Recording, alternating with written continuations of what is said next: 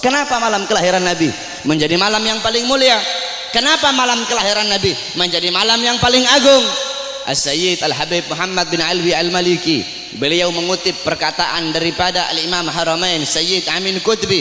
Beliau berkata, Sayyid Amin Qutbi berkata, ya Lailatul Itsnin, madza safahat, wahai malam Senin, apa yang telah menyapamu? Wahai malam Senin, apa yang telah menyapamu? Kau begitu mulia, kau begitu agung, engkau begitu wangi, wahai malam Senin. Berawal hari-hari yang mulia dalam Islam, semua berawal darimu. Adanya Idul Fitri, adanya Idul Adha, adanya Ramadan, adanya Rajab, adanya Fathul Makkah, adanya kemenangan perang Badar, adanya Lailatul Qadar, adanya hari Jumat, adanya malam Jumat, adanya 10 Muharram, semua berawal darimu wahai malam Senin. Kenapa? Karena pada malam Senin itu lahir baginda Nabi besar Muhammad sallallahu alaihi wasallam, sehingga malam kelahiran Nabi menjadi malam yang paling mulia di muka bumi. Kenapa? Karena kalau tidak ada kelahiran Nabi, tidak akan ada Idul Fitri, tidak akan ada Idul Adha, tidak akan ada iman, tidak akan ada Islam. Makanya sampai begitu Allah memuliakan kelahiran Nabi Muhammad, karena begitu Allah ini memuliakan kelahiran Nabi, sampai orang yang meninggal dalam keadaan kafir, akan tetapi karena dia gembira dengan kelahiran Nabi, Allah ringankan azabnya dalam neraka. Dalam kitab tafsir Bidayah wan Nihayah, Al-Imam Ibnu Katsir, beliau meriwayatkan bahwasanya Sayyidina Abbas bin Abdul Muthalib pernah bermimpi berjumpa dengan Abu Lahab. Dalam mimpinya Sayyidina Abbas bin Abdul Muthalib bermimpi Abu Lahab sedang disiksa dalam neraka. Akan tetapi setiap hari Senin, azab dan siksanya Abu Lahab dihentikan dan Allah gantikan dengan rahmat. Dari jari-jari Abu Lahab itu bisa keluar air sehingga dia bisa minum dari air tersebut. Maka Sayyidina Abbas pun bertanya, wahai Abu Lahab, kenapa setiap hari Senin Allah angkat azab dan siksamu? Dari jari-jarimu bisa keluar air, kenapa hanya di hari Senin, tidak di hari-hari yang lain? Apa kata Abu Lahab? Iya, karena dulu ketika Muhammad lahir, aku bergembira dengan lahirnya Muhammad. Aku memiliki budak yang bernama Suwaibah. Suwaibah datang kepadaku memberi kabar tentang lahirnya Muhammad. Aku gembira sehingga aku bebaskan Suwaibah. Aku bebaskan dia dari budak. Nah, karena aku membebaskan Suwaibah, karena kegembiraanku dengan lahirnya Muhammad, karena aku gembira sesaat dengan lahirnya Muhammad, maka dari itu setiap hari Senin Allah angkat azab dan siksaku. Itu Abu Lahab. Setiap hari Senin Allah angkat azab dan siksanya hanya karena bergembira sesaat dengan lahirnya Al-Mustafa. Maka bagaimana dengan saya dan kalian kalau kita bergembira seumur hidup kita dengan lahirnya baginda Nabi besar Muhammad? Oleh karena itu, saudara-saudara, kita duduk di sini memuliakan kelahiran Nabi, mengagungkan kelahiran Nabi. Ini suatu perbuatan yang mulia. Tetapi banyak juga golongan-golongan di luar sana, banyak golongan-golongan yang mulut kotornya berani mengatakan bahwasanya orang-orang yang duduk di maulid itu mereka telah berbuat dosa besar. Maulid itu adalah bid'ah dalalah, maulid itu bid'ah yang sesat, maulid itu sumber kesyirikan, maulid itu sumber kekafiran. Banyak golongan-golongan di luar sana yang berkata seperti itu.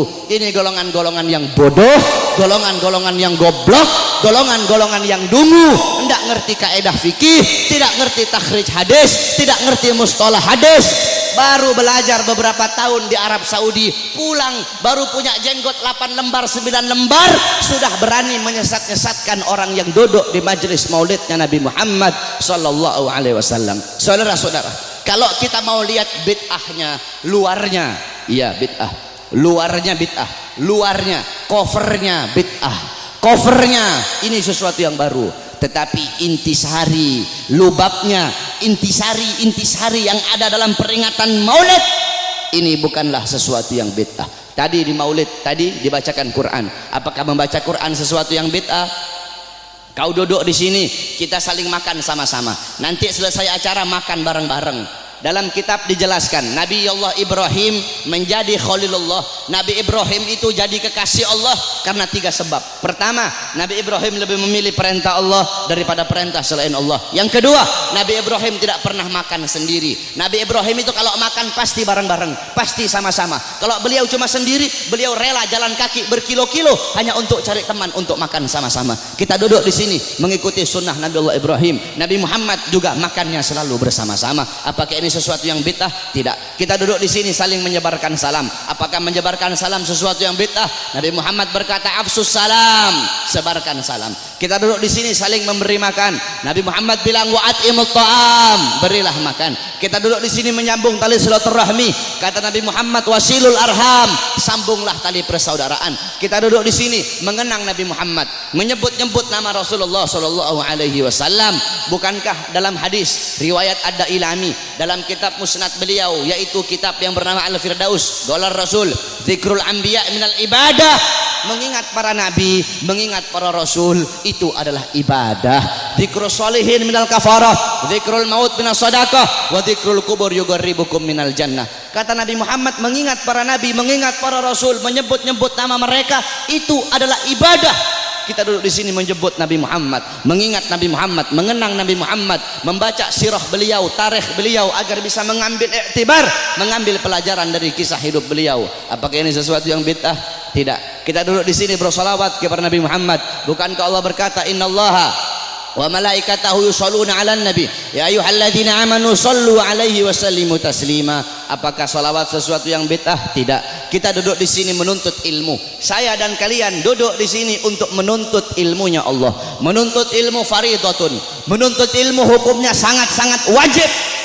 Dalam kaidah dijelaskan, amrun bi syai' amrun bi wasailihi. Perintah terhadap sesuatu, maka perintah juga terhadap sarana atau prasyarat bagi orang-orang untuk melakukan sesuatu yang diperintahkan tersebut. Kalau seumpama naik ke atas ini wajib, maka yang mendorong kita untuk naik ke atas itu pun hukumnya wajib. Naik ke atas hukumnya wajib. Yang dorong ente naik ke atas apa? Tangga, maka tangga juga hukumnya wajib. Kalau ente naik ke atas hukumnya sunnah, maka tangga juga hukumnya jadi sunnah. Saudara-saudara, beli baju, membeli baju hukumnya apa? Mubah. Beli baju hukumnya mubah. Menutup aurat hukumnya wajib. Menutup aurat hukumnya wajib. Kamu sedang keluar dari rumah, tiba-tiba bajumu lepas, bajumu sobek atau bajumu lebas, kelihatan kamu punya aurat, kelihatan kau punya aurat. Membeli baju hukumnya mubah, tapi ketika itu berubah menjadi wajib. Kenapa? Karena baju salah satunya yang menjadi syarat bagimu untuk bisa tutup kau punya aurat, sedangkan nutup aurat hukumnya wajib. Bersiwak hukumnya apa? Sunnah. Bikin kantong baju hukumnya apa? Bikin kantong baju hukumnya mubah. Bersiwak hukumnya sunnah. Bikin kantong baju hukumnya mubah. Kamu mau keluar rumah, kantong apa? Bajumu tidak punya kantong. Bajumu tidak punya kantong. Kalau tidak ada kantong tidak bisa kamu bawa, kamu punya siwak. Sedangkan bersiwak hukumnya sunnah. Bikin kantong baju hukumnya mubah. Ketika itu berubah, bikin kantong baju hukumnya jadi sunnah. Kenapa? Karena kantong baju yang jadi syarat bagimu untuk bisa bawa kau punya siwak. Nah, menuntut ilmu hukumnya wajib, saudara-saudara. Maka ketika maulid menjadikan dirimu, mendorong dirimu untuk menuntut ilmu, maka ketika itu maulid pun hukumnya berubah menjadi wajib. Kalau maulid mendorong engkau untuk sedekah, sedekah hukumnya sunnah, maka maulid juga hukumnya menjadi sunnah. Bersolawat hukumnya sunnah, maka ketika itu maulid mendorong kau untuk bersolawat, maka maulid juga hukumnya menjadi sunnah. Oleh karena itu nanti wasiat saya, kalau nanti ada yang nanya kepada kalian semua, kenapa kamu merayakan maulid Nabi Muhammad? Jawab, saya merayakan maulid Nabi untuk memuliakan dan mengagungkan kelahiran Nabi. Siapa yang suruh memuliakan kelahiran Nabi? Siapa yang suruh mengagungkan kelahiran Nabi? Yang suruh adalah Allah. Ayat tadi itu, qul bi fadlillah wa bi rahmati fabidzalika falyafrahu. Katakanlah dengan anugerah dan rahmat Allah, dengan rahmat itu fayafrahu, gembira kalian, senanglah kalian dengan adanya karunia dan rahmat Allah Subhanahu wa taala. Saudara-saudara, ada beberapa ibadah yang sengaja dikaitkan dengan sejarah. Contohnya haji. Haji itu ibadah wajib, sengaja dikaitkan dengan sejarah Nabi Allah Ibrahim, mulai dari wukuf, tawaf, sa'i, melempar jumrah, sehingga ibadah haji menjadi ibadah wajib. Berpuasa pada tanggal 10 Muharram. Berpuasa pada tanggal 10 Muharram itu sengaja dikaitkan dengan sejarah Nabi Musa alaihi salam. Ketika Rasulullah nanya sama Yahudi Madinah, kenapa kalian berpuasa pada tanggal 10 Muharram? Kata Yahudi Madinah, karena kami bersyukur atas selamatnya Nabi Musa dari kejaran tentara Fir'aun. Apa kata Rasulullah? Nahnu ahaqqu bi Musa minkum. Kami lebih berhak atas Musa daripada kalian. Rasul pun memerintahkan para sahabat untuk berpuasa pada tanggal 10 Muharram, sehingga berpuasa pada 10 Muharram menjadi ibadah sunnah. Saudara-saudara, Para ulama mengatakan, jikalau perhatikan kata-kata ini, jikalau berpuasa pada tanggal 10 Muharram menjadi ibadah sunnah karena bersyukur atas selamatnya Nabi Musa, maka bagaimana dengan terselamatkan seluruh alam semesta ini berkat adanya Nabi Muhammad?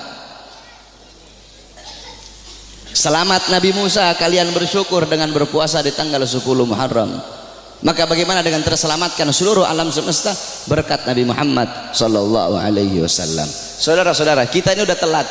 Saya dan kalian udah telat, saudara-saudara. Yang pertama kali memuliakan kelahiran Nabi, yang pertama kali mengagungkan kelahiran Nabi adalah Allah Subhanahu wa taala. Tetapi Allah punya cara lain. Cara Allah tidak sama dengan cara kita. Cara kita memuliakan hari kelahiran Nabi, duduk di sini undang para ulama, para habaib, para kiai, minta nasihat dari beliau-beliau, bersolawat, baca maulid, itu cara kita. Tapi Allah punya cara sendiri. Bagaimana cara Allah memuliakan kelahiran Nabi? Yang pertama kali memuliakan kelahiran Nabi itu Allah, bukan manusia, bukan malaikat, Allah Subhanahu wa taala. Bagaimana caranya Allah memuliakan kelahiran Nabi? Dalam kitab Qisasul Anbiya dijelaskan, kita semua tahu Nabi Muhammad lahir pada hari Senin pada tanggal 12 Rabiul Awal pada tahun gajah, amal fil. Wa summiya ama wiladati amal fil, dinamakan tahun kelahiran beliau itu tahun gajah, li'anna malikal habasyah, karena raja Habasyah mengutus tentara-tentara yang menaiki gajah yang besar. Untuk apa? Lihadmil Ka'bah, untuk merusak Ka'bah, untuk menghancurkan Ka'bah. Tapi Allah punya rencana lain. Allah mengutus burung ababil dari neraka Sijil. Satu ekor burung bawa 2 buah batu, 3 buah batu. 1 batu di mulutnya, 2 batu ditaruh di kakinya. Dengan izin Allah itu burung terbang. Allah perintahkan untuk melemparkan itu batu di atas kepala tentara gajah. Ketika itu batu jatuh di atas kepala tentara gajah, tembus sampai ke kaki, saudara-saudara. Allah hancurkan pasukan gajah. Kenapa Allah hancurkan pasukan gajah? Ikraman, untuk memuliakan dan mengagungkan kelahiran baginda Nabi besar Muhammad sallallahu alaihi wasallam. Padahal bagi Allah tidak mustahil kalau Allah mau hancurkan pasukan gajah sebelum mereka nyerang, bisa Allah hancurkan. Tapi kenapa Allah hancurkan ketika mereka menyerang Ka'bah? Untuk memuliakan kelahiran dan keagungan, untuk mengagungkan kelahiran baginda Nabi besar Muhammad. Siapa saudara-saudara yang merobohkan istana Romawi? Ketika Nabi Muhammad lahir, istana Romawi roboh. Siapa yang robohkan? Allah. Kenapa Allah robohkan istana Romawi di hari lahirnya Nabi?